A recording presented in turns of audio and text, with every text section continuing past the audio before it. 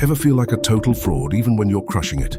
Like any minute, someone's going to find out you have no idea what you're doing. You just landed that dream job, started a new chapter in your career, or maybe you're juggling studies and an internship, feeling that rush of excitement mixed with a knot of pure terror in your stomach. Suddenly you're in a new environment, surrounded by smart, experienced people, and that little voice inside your head pipes up, "You don't belong here. You're going to be exposed." That, my friend, is the sneaky, persistent feeling we call imposter syndrome. It's a feeling that makes you doubt your skills, dismiss your achievements, and constantly worry that you're just faking it until you make it. And eventually everyone will realize you're not as competent as they think. If you've ever felt this way, I need you to know something right now. You are absolutely 100% not alone. This isn't a sign of weakness. It's a common experience, especially for bright, driven people like you. Today we're going to dive deep into what imposter syndrome really is, how it shows up in our lives, and most importantly, how we can silence that nagging voice and truly own our success. We're going to explore how to recognize it, understand its sneaky tactics, and arm ourselves with practical strategies to beat it back, so you can step into your new role, your new career, or your new challenge with the confidence you deserve.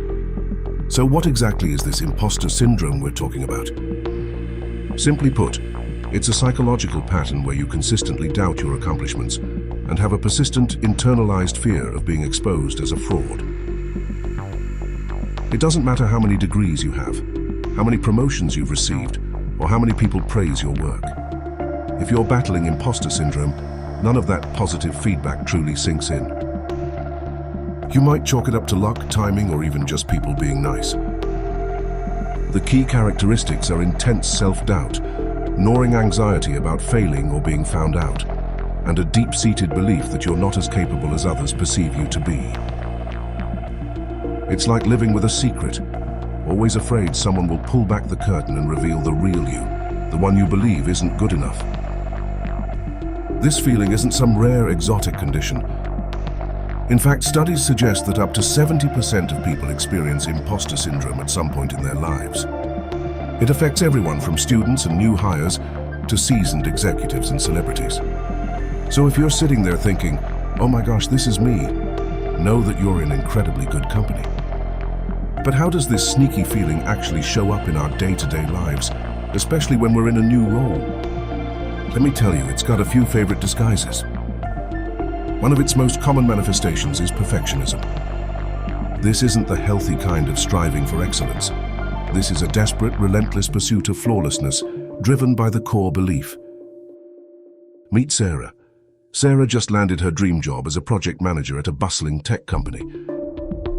She was thrilled, but underneath that excitement, a quiet dread began to brew.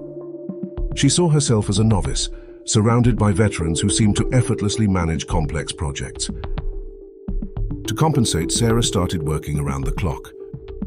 She'd meticulously check every single email, every document, every slide deck 3, 4, even 5 times before sending it. She stayed late, long after her colleagues had left, convinced that if she didn't pour every ounce of herself into the work, even the smallest mistake would unravel her carefully constructed facade. This wasn't because she loved the process of review. It was driven by an overwhelming fear of failure, a terror that one tiny error would prove her imposter status. She never felt good enough, no matter how much effort she put in, always chasing an impossible standard of perfection that left her exhausted and perpetually anxious. Another classic sign of imposter syndrome is discounting accomplishments. You do something amazing, everyone praises you, but your internal voice shrugs it off. The behavior is simple. You downplay your successes, attributing them to external factors rather than your own skill or hard work. You might find yourself saying things like, "Oh, it was just luck," or "They just needed someone to do it," or "Anyone could have done that." The imposter syndrome voice whispers, "It wasn't your skill, it was circumstances. You didn't earn that, it was given to you." Let me introduce you to John, a brilliant software engineer who recently joined a fast-growing startup. John's code was consistently clean, efficient, and innovative. During his first major project, He single-handedly debugged a complex system that had stumped the senior team for days. Everyone on his team, including his manager, sang his praises, calling him a natural talent and a lifesaver.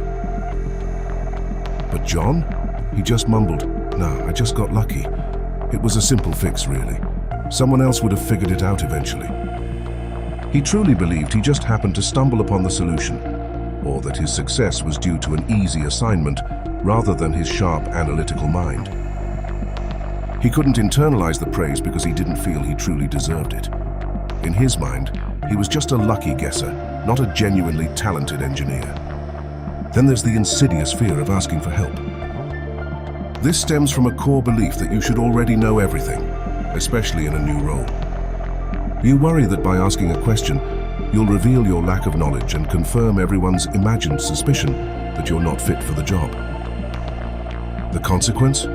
You avoid seeking clarity, struggle in silence, and potentially make mistakes that could have been easily prevented. Imagine Maria, a bright marketing associate who just started at a digital agency. Her new role involved using a powerful but complex marketing automation software she'd never encountered before. During training, she nodded along, pretending to understand every feature. Later, alone at her desk, she stared at the screen, utterly lost. Her colleagues were busy, seemingly effortlessly navigating the system. Maria desperately wanted to ask for help, but a wave of anxiety washed over her. If I ask, she thought, they'll know I'm not as smart as they thought during the interview. They'll realize I'm behind everyone else. So she sat there, silently struggling, wasting hours trying to figure out a simple task that a 5-minute conversation with a colleague could have solved. Her fear of appearing incompetent led to frustration, inefficiency, and an even deeper sense of being an imposter. So how do we fight back against these sneaky manifestations? How do we silence that doubting voice and step into our power? It starts with a few key strategies. Strategy 1, recognize it. This is perhaps the most crucial first step. Understanding that what you're feeling has a name, that it's a common psychological pattern, and not some personal failing, is incredibly liberating. When that voice pipes up saying, "You can't do this," or "You're not good enough," mentally tag it. There's my imposter syndrome talking. Just by naming it, you create a tiny bit of distance from the emotion, allowing you to see it for what it is, a thought pattern, not an objective truth. It's like shining a flashlight into a dark, scary corner. Once you see what's there, it's a lot less intimidating. Knowing that millions of other intelligent, successful people experience this too can be a huge source of comfort and strength. Strategy 2, challenge your thoughts. Imposter syndrome feeds on unchallenged negative thoughts. It's time to become your own best defense lawyer. When a negative thought strikes, like, write it down, then counter it with evidence. Think about why you were hired. What skills did you demonstrate in the interview? What successes have you had, no matter how small you think they are? For that thought, keep a brag sheet or an accomplishment journal where you jot down your wins, big and small, and any positive feedback you receive. When doubt creeps in, pull it out and read through the evidence. It's harder for that imposter voice to stand up against cold, hard facts. Strategy 3, focus on learning, not perfection. This is a game changer. In a new role, you're expected to learn. Nobody expects you to know everything from day one. Embrace the mindset that mistakes aren't failures. They're valuable learning opportunities. Think of them as tuition payments for future wisdom.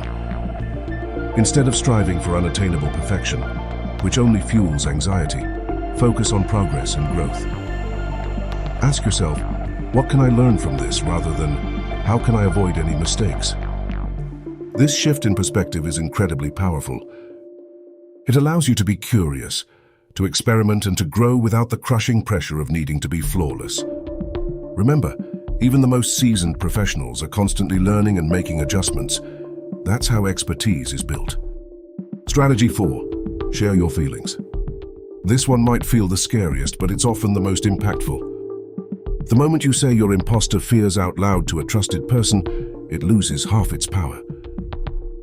Talk to a trusted colleague, a mentor, a manager, or even a therapist. You'll be amazed at how many people respond with, "Oh my gosh, me too." Finding a mentor who has been where you are can be invaluable. They can offer perspective, share their own struggles, and remind you of your capabilities when you forget. Sharing your feelings breaks the isolation that imposter syndrome thrives on. It normalizes the experience and reminds you that you're part of a community, not a lone fraud. Remember, feeling like an imposter isn't a sign of weakness or incompetence. In fact, it's often a sign that you care deeply about your work, that you have high standards, and that you're pushing yourself into new, challenging territory. It means you're growing, and that's exactly where the magic happens. You've got this. Take a deep breath, acknowledge that voice, and then remind yourself of all the incredible reasons you're exactly where you're meant to be. If you found this helpful, hit that subscribe button and check out my next video on building confidence in the workplace.